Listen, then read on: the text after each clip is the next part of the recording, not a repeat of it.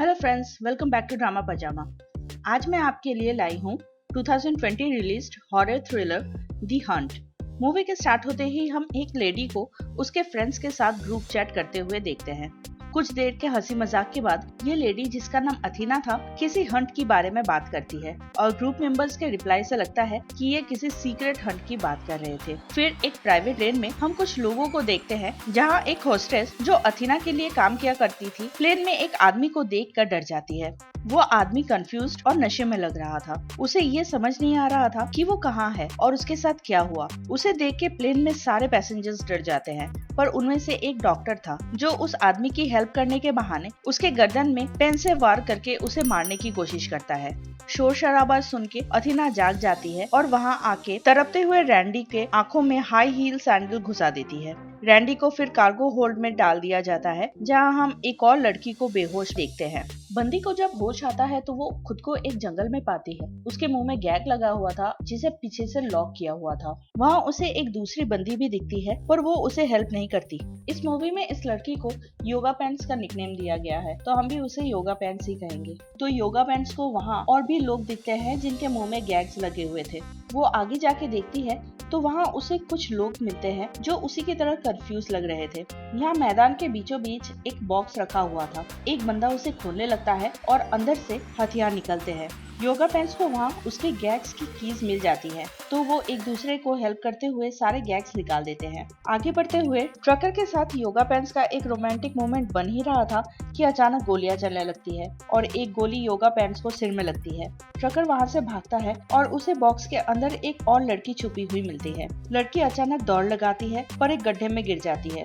Trucker उसकी help करता है, पर उसका पैर लैंडमाइन में पड़ जाता है और वो भी मर जाता है। लड़की के चिथड़े हो जाते हैं और वो फिर से उसी गड्ढे में जा गिरती है। एक बंदा गोली खा के मर जाता है।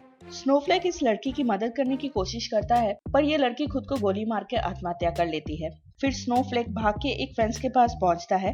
वहाँ और लोग भी आ जाते हैं। वो सभी फेंस क्रॉस करके दूसरी तरफ चले जाते हैं, पर एक आदमी क्रॉस नहीं कर पाता और मारा जाता है। स्नोफ्लेक 2 और सर्वाइवर्स के साथ पास की एक टाउन के गैस स्टेशन तक पहुंचता है और 911 को कॉल करता है। गैस स्टेशन के ओनर्स एक ओल्ड कपल थे और उन्हें यकीन नहीं हो रहा था जब स्नोफ्लेक उन्हें बताता है कि कोई उनका शिकार कर रहा है। 911 ऑपरेटर अजीब तरीके से बात कर रहा था, पर स्नोफ्लेक को ऑपरेटर कहता है कि वो हेल्प भेज रहा है। तभी बिग रेड टर्किश डिलाइट खाने लगती है। अचानक ही ओल्ड कपल, जो पहले काफी डरे डरे से लग रहे थे, वो स्नोफ्लेक के साथ बहस करने लगते हैं और कहते हैं कि अगर उन्हें हंट किया जा रहा था तो जरूर उन्होंने कुछ किया होगा, जिस वजह से करोड़ों लोगों में से उन्हें सिलेक्ट किया गया था। फिर बिग रेड जमीन पर गिर जाती है और उसके मुंह से झाग निकलने लगता है। स्नोफ्लेक को पता चल जाता है कि बिग रेड जो टर्किश डिलाइट खा रही थी उसमें पॉइजन था, पर अब तक बहुत देर हो गई थी। ओल्ड कपल ने पॉइजन गैस बॉम्ब फेंक दिया था और स्नोफ्लेक को गोली मार दी थी। तीनों के मरने के बाद वो कपल लाशों को पीछे के रूम में छुपा देते हैं और वहाँ की साफ सफाई करके चीजों को फिर पहले जैसा कर देते हैं, जिससे किसी को पता न चले कि वहाँ क्या हुआ था। फिर वो दूसरे लोगों का इंतजार करने लगते हैं। उन्हें रेडियो पर बताया जाता है कि स्नोबॉल उनकी तरफ आ रही है, तो दोनों उसके लिए तैयार हो जाते हैं। स्नोबॉल के आते ही वो फिर से वैसे ही एक्टिंग करने लगते हैं जैसा उन्होंने स्नोफ्लेक के साथ किया था। रेडियो पे उन्हें बताया गया था कि स्नोबॉल के पास कोई हथियार नहीं है, तो वो काफी रिलैक्स थे। स्नोबॉल भी बहुत शांत बट कंफ्यूज दिख रही थी। वो एक सिगरेट का पैकेट मांगती है और उसके लिए पैसे भी पे करती है, बट स्टोर की ओनर जब उसे चेंज के पैसे देती है तो स्नोबॉल वायलेंट हो जाती है और कपल को मार डालती है। उसे ओनर से ये पूछा था कि वो किस स्टेट में है, और उसे जो स्टेट बताया गया था वहाँ सिगरेट की कॉस्ट के हिसाब से उसे चेंज में पैसे कम दिए गए थे, जिस वजह से उसे पता चल गया था कि वो कपल झूठ कह रहा था और दुकान चलाने का नाटक कर रहा था। दुकान की सारी चीजें सजावटी थी। सिगरेट के पैकेट में सिगरेट नहीं था और खाने पीने की चीजों में जहर मिलाया हुआ था। स्नोबॉल को वहाँ पे स्नोफ्लेक की और उसके 2 साथियों की लाशें मिलती है। बाहर एक कार खड़ी थी जिसमें नकली नंबर प्लेट लगा हुआ था और उसमें बम लगाया हुआ था, जो स्नोबॉल को दिख जाता है। स्नोबॉल का असली नाम क्रिस्टल था और वो एक एक्स आर्मी ऑफिसर थी। वो अपना आर्मी एक्सपीरियंस यूज करते हुए छुप जाती है और स्टोर पे किसी के आने का इंतजार करने लगती है।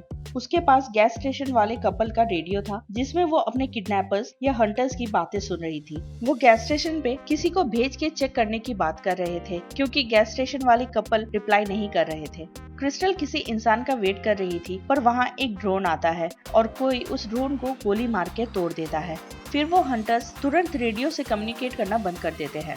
ड्रोन को गोली मारने वाला बाहर आता है। क्रिस्टल उसे बात करती है और उसे बताती है कि उसे भी किडनैप करके वहाँ पे लाया गया था।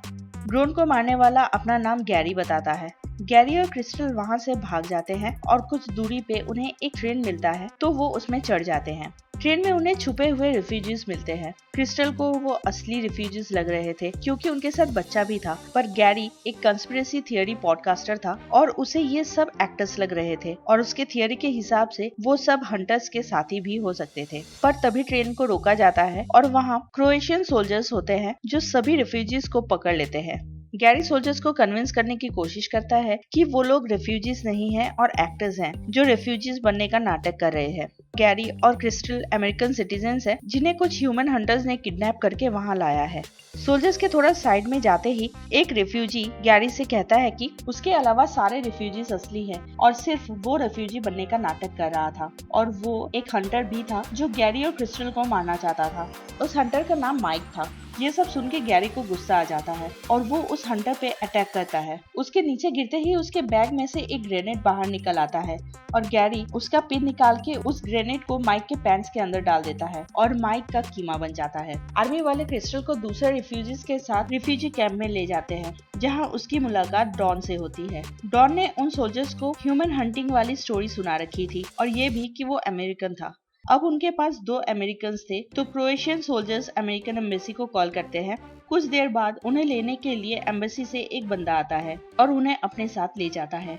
रास्ते में वो कहता है कि एम्बेसी पहुंचते ही वो अमेरिकन आर्मी को बुला लेगा और उन हंटर्स को कैसे भी ढूंढ निकालेगा, जो सुन के डॉन बड़ा खुश हो जाता है। पर फिर वो आदमी कहने लगता है कि कोई उनके साथ ऐसा क्यों करेगा, मतलब उन्होंने किसी के साथ कुछ किया होगा तभी उन्हें सिलेक्ट किया गया था इस तरह की मौत के लिए। उसकी बात सुन के क्रिस्टल फिर एक बार वायलेंट हो जाती है और उस रिप्रेजेंटेटिव को कार के नीचे कुचल देती है।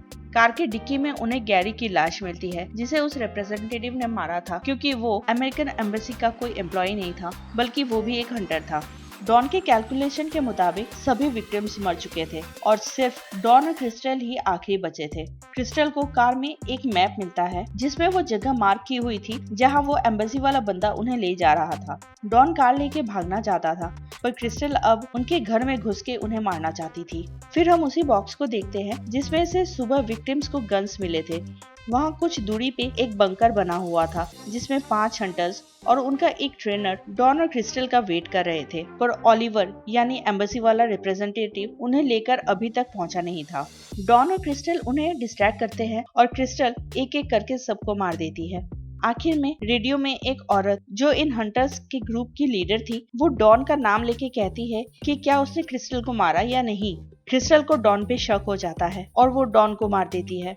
बंकर में इन हंटर्स का ट्रेनर भी था जिसे टॉर्चर करने के बाद क्रिस्टल को लास्ट हंटर उस लेडी का लोकेशन मिल जाता है जो रेडियो पर दूसरे हंटर्स को गाइड कर रही थी।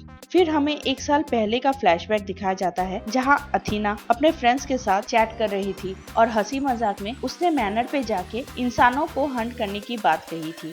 ये चैट पब्लिकली लीक हो गई थी और अथीना और उसके ग्रुप के सभी मेंबर्स को बिजनेस जॉब्स में भारी नुकसान का सामना करना पड़ा। लोग उसके बारे में कुछ भी बोलने लगे थे और सबने ये सच मान लिया था कि अथीना अपने मेंशन पे अपने दोस्तों के साथ इंसानों का शिकार करती है, जो कि सच नहीं था। पर इतनी बदनामी और फाइनेंशियल लॉस के बाद अथीना और उसके सभी साथियों ने ये डिसाइड किया कि जिन लोगों ने भी उनके बारे में अफवाह फैलाई या उस अफवाह को सपोर्ट किया, वो उन सभी लोगों को सबक सिखाएंगे। उन्होंने एक प्राइवेट इंस्ट्रक्टर हायर किया और मैन हंटिंग की ट्रेनिंग की। फिर उन्होंने 12 ऐसे लोगों को शॉर्टलिस्ट किया जिन्होंने इंटरनेट पे उन्हें भला बुरा कहा था और उन्हें किडनैप करके अथीना के प्राइवेट प्रॉपर्टी लेके आए और उनसे बदला लेने के लिए सच में उनका हंट करने लगे। जब क्रिस्टल अथीना के घर पहुंचती है तो वो एक दूसरे से बात करते हैं। अथीना क्रिस्टल से पूछती है कि क्या वो जानती है कि अथीना कौन है, पर क्रिस्टल को कोई आइडिया नहीं था कि वो कौन थी और उसे क्यों मारना चाहती थी। पर अथीना को क्रिस्टल के बारे में सब पता था। उसने क्रिस्टल के बारे में सारी रिसर्च कर रखी थी, वो कब पैदा हुई थी, उसकी एजुकेशन, यहाँ तक कि उसके मॉम डैड की मौत कब और कैसे हुई, ये सब अथीना जान के बैठी थी। क्रिस्टल को ये सब सुन के बहुत अजीब लगता है और वो कहती है कि उसके मॉम डैड जिंदा है और क्रिस्टल वो इंसान नहीं है जिसके बारे में अथीना बात कर रही है। अथीना को उसकी बात पे यकीन नहीं था। दोनों लड़ने लगते हैं और एक दूसरे को काफी बुरी तरह से घायल कर देते हैं। अपने आखिरी वक्त में अथीना क्रिस्टल से आखिरी बार पूछती है कि क्या वो जस्टिस फॉर या ऑल नाम का अकाउंट उसका है और क्या उसने अथीना के बारे में अफवाह को सपोर्ट किया था, तो क्रिस्टल मना कर देती है। अथीना क्लियरली गलत इंसान को उठा लाई थी और इस एक गलत इंसान की वजह से उसकी और उसके सभी साथियों को मरना पड़ा था। अथीना तो वहीं मर जाती है, पर क्रिस्टल बहुत ज्यादा स्ट्रॉन्ग थी। वो उठती है, अपना घाव साफ करती है, अथीना का बनाया हुआ खाना खाती है, फिर अथीना के ही ड्रेस पहन के उसके ही प्राइवेट जेट से वापस लौट जाती है।